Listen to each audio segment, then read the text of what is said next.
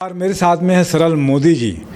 जैसा कि नाम है सरल, तो वैसे ही सरलता के साथ में व्यवहार भी है, उनका सोच भी है, व्यक्तित्व भी है। बहुत ही सरल व्यक्तित्व के धनी हैं आप, और विरासत भी उनको मिली हुई है रमेश मोदी जी की, और जिन्होंने बरसों तक काम किया है पंडरी कपड़ा मार्केट को लेकर। क्या कुछ पंडरी कपड़ा मार्केट की योजना है और क्या कुछ आगे उनके मन में है कि कैसे बेहतर कर सकते हैं। सरल जी, आपका स्वागत है। क्या कुछ नया आपने पंडरी कपड़ा मार्केट में करना चाहते हैं? धन्यवाद। कपड़ा मार्केट जो मध्य भारत का ही सबसे बड़ा मार्केट नहीं है, बल्कि बम्बई से लेकर कलकत्ता के बीच का ये सबसे बड़ा मार्केट है, जो सरकार को सबसे ज़्यादा रेवेन्यू देता है। यहाँ पे व्यापार का जो है आसपास के 8 प्रदेशों को हम लोग कवर करते हैं, और ये हम सब का सौभाग्य है कि इन 8 प्रदेशों का ये सबसे बड़ा वितरण केंद्र है, और हमारे ग्राहकों के साथ सभी का जो सहयोग है उससे हम आज इस मुकाम पे पहुँचे हैं। परंतु मार्केट की अपनी बहुत सारी समस्याएं हैं, जिसका निदान का प्रयास पहले के अध्यक्षों ने और पूर्ववर्ती टीमों ने किया, पर कुछ न कुछ काम जैसे कहते हैं कि सदा अधूरे रह जाते हैं, तो अभी काफ़ी काम अधूरे पड़े हुए हैं। उसके लिए कुछ योजनाएं भी मन में है, और उस पे बारे में मैं संक्षिप्त में बताना चाहूँगा। हमारे मार्केट की सबसे बड़ी जो प्रॉब्लम है वो है पार्किंग की।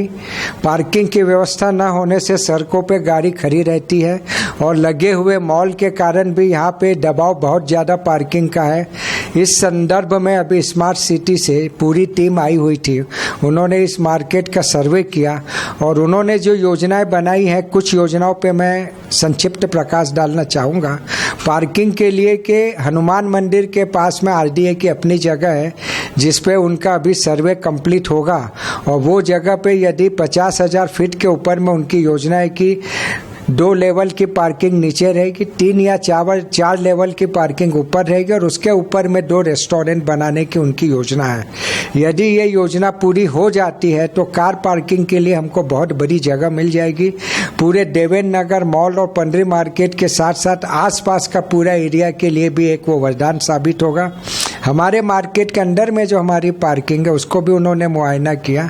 उसमें पहले पार्ट में हम लोग एक ऑफिस बनाने का विचार है, क्योंकि हमारे मार्केट की अपनी ऑफिस नहीं है, और उसके साइड का जो दूसरी जो है 2, 3, 4 नंबर, उसमें उनका कहना है कि यदि हम मल्टी लेवल स्कूटर पार्किंग बना देते हैं तो इस आपको पार्किंग की समस्या से सदा के लिए छुटकारा मिल जाएगा। यदि ऐसा होता है तो मैं मार्केट की तरफ से उनको धन्यवाद ज्ञापित करता हूँ। एडवांस में उनको धन्यवाद ज्ञापित कर रहा हूँ।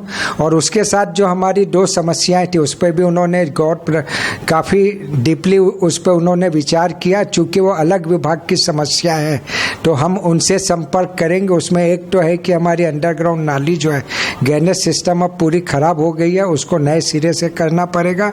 और ये जो वायर की समस्या, जो बिजली के वायर खुले में लटक रहे हैं, जिनसे कभी भी दुर्घटना की आशंका बनी रहती है, तो उसको भी अंडरग्राउंड करने के लिए हमने उनसे निवेदन किया है, और हमें पूरा विश्वास है कि हमारी सारी मांगें मान ली जाएगी। उन्होंने भी पूर्ण आश्वासन दिया है, और 4 जून के बाद जैसे ही आचार संहिता हटेगी उसके बाद हमें विश्वास है कि जल्द से जल्द इस काम में पूरी ताकत के साथ उनका सहयोग मिलेगा। बाजार का एक सौंदर्यीकरण भी बोल रहे थे कि सौंदर्यीकरण भी हो जाए। हाँ, बाजार का सौंदर्यीकरण के लिए भी एक हमारी योजना चल रही है।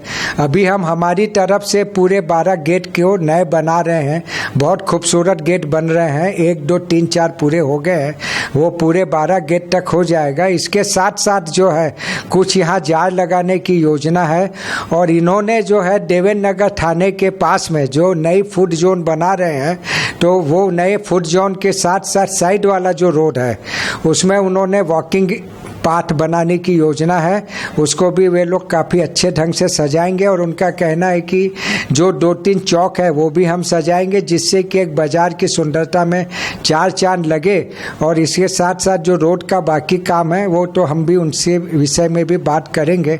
और हम चाहते हैं कि जो बाहर के लोग आए उन्हें इस बाजार में आने के बाद में सौंदर्यीकरण हो, बाकी चीज़ें हो, खाने पीने की व्यवस्था हो, और बाकी सारी सुविधाएं मिलेगी, तो उनको जो है यहाँ से माल खरीदने में भी आनंद आएगा, और हमें भी उनके साथ व्यापार करने में आनंद आएगा। पब्लिक यूटिलिटी मतलब यहाँ पर यूरिनल की भी व्यवस्था, बाथरूम की व्यवस्था भी हो जाए। हाँ, इसमें भी हमारे पास कुछ न कुछ कमी है।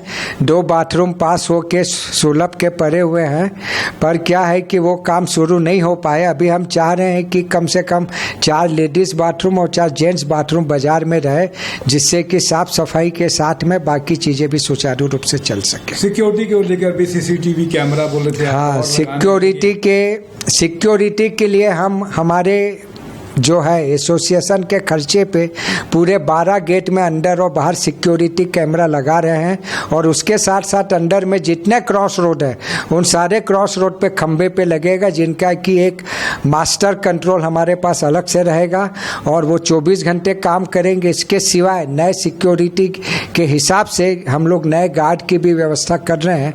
अभी कुछ 7-8 नए गार्ड रखे हैं। हम उसको 2 पाली में, सुबह की पाली अलग, रात की पाली अलग, कम से कम 10 से 12 गार्ड की व्यवस्था करने जा रहे हैं। बहुत अच्छी बात है। तो आपने इतनी सारी चीज़ें बताई। पंडरी कपड़ा मार्केट की 8 राज्यों का एक ऐसा आइकॉन मार्केट है जिस पर ये सारी सुविधाएं अगर मिल जाए तो निश्चित रूप से कायाकल्प हो जाएगा।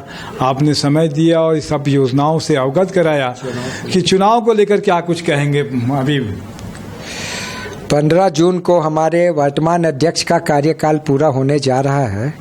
अब हमें उम्मीद है कि जुलाई में नई टीम आएगी और ये जो इतनी सारी जो सारे कार्य निष्पादित करने हैं वो निश्चित रूप से नई टीम के कंधों पे ही आएंगे, और ये नई टीम का दायित्व रहेगा कि इन अधिकांश कार्यों को इनके 2 साल के पहले कार्यकाल में ही निपटा दे, और हमारा जो भी नई टीम आएगी उसके साथ सहयोग रहेगा ही रहेगा।